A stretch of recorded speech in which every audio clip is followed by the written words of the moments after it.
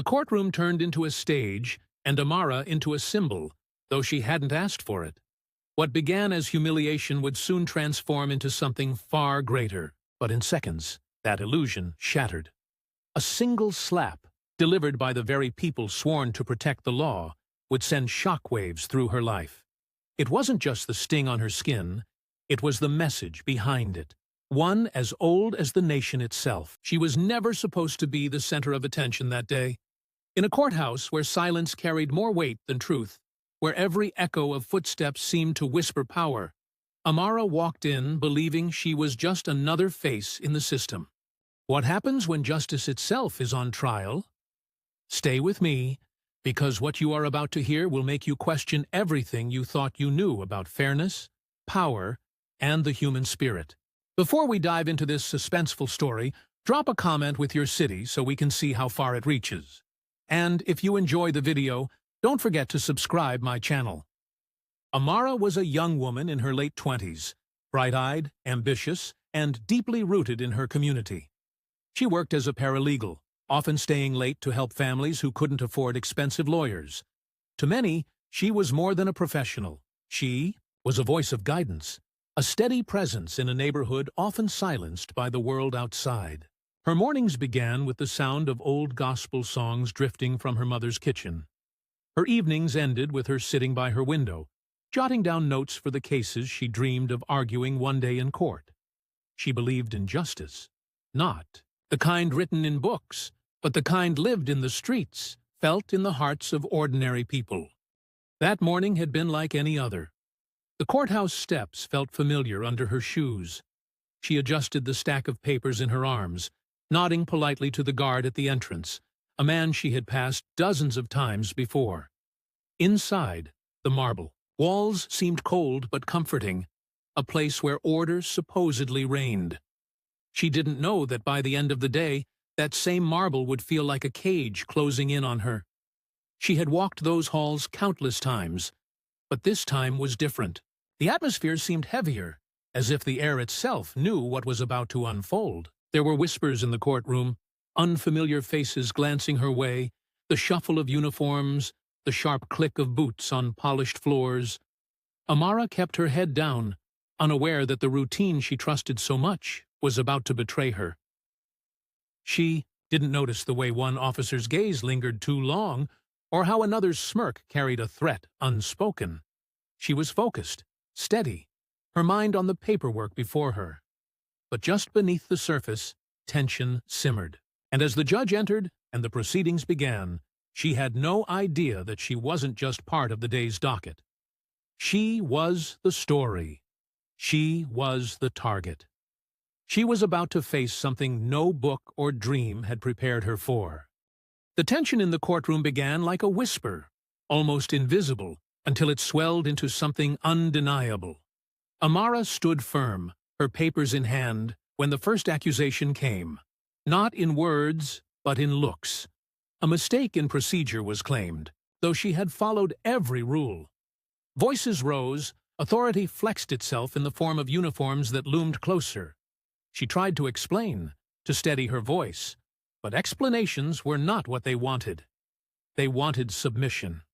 The officer's hand brushed against her arm, not gently, but with force disguised as formality.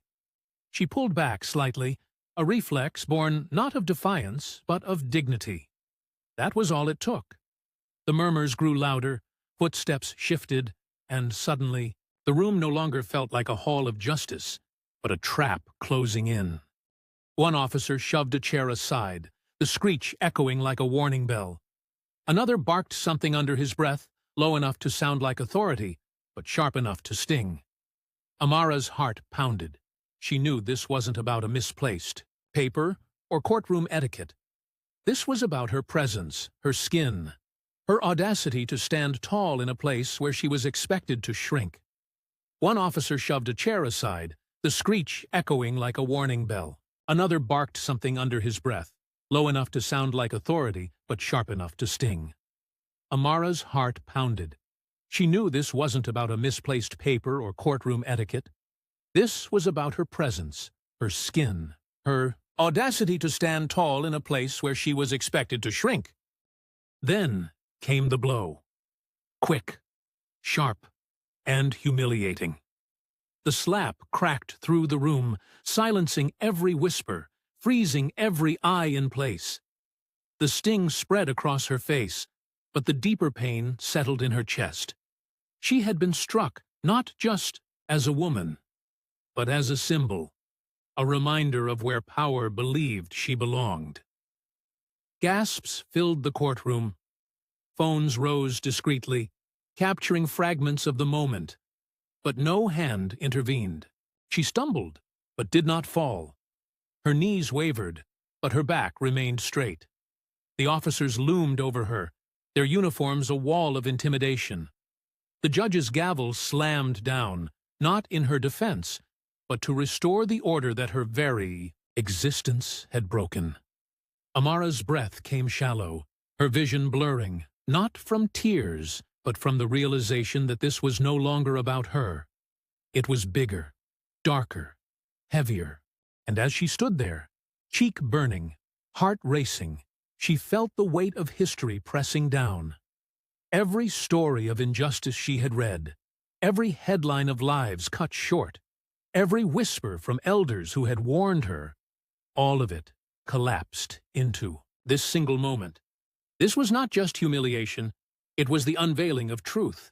The question that clawed at her was simple, yet suffocating. Would she walk out of this courtroom alive? Or would she be another name etched into the long list of forgotten victims? The blow that landed on Amara's face was meant to break her spirit, but it did something else entirely. In the weeks that followed, that single act of cruelty spread beyond the four walls of the courtroom. The video captured by a trembling hand was shared, replayed, and dissected across millions of screens. Some dismissed it as another isolated incident. Still, for many, it was undeniable proof of what they had long endured. It shouted into deaf ears that justice was never blind, and that the weight of the law could fall differently depending on the color of your skin. Amara did not walk away unscarred. Every mirror reflected not just the swelling on her cheek, but the memory of humiliation, the taste of helplessness.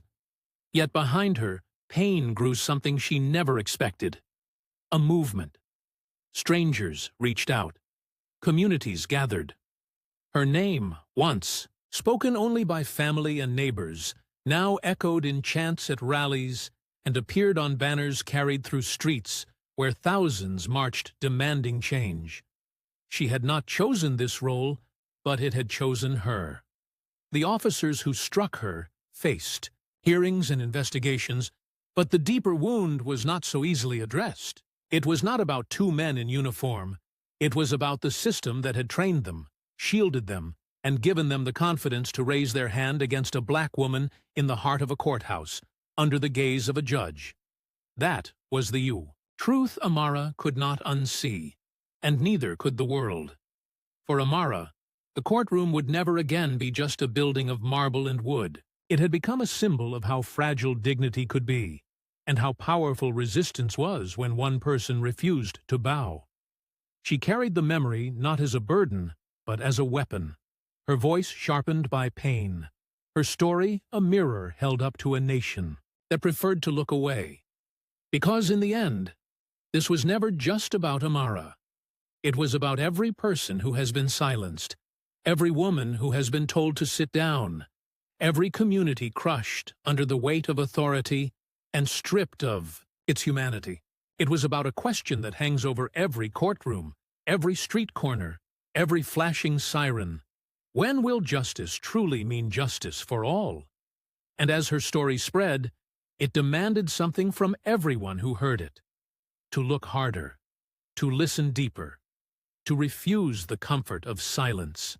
Because silence is what allows injustice to grow in the shadows, Amara's cheek healed, but the mark of that day remained, not as a bruise, but as a reminder.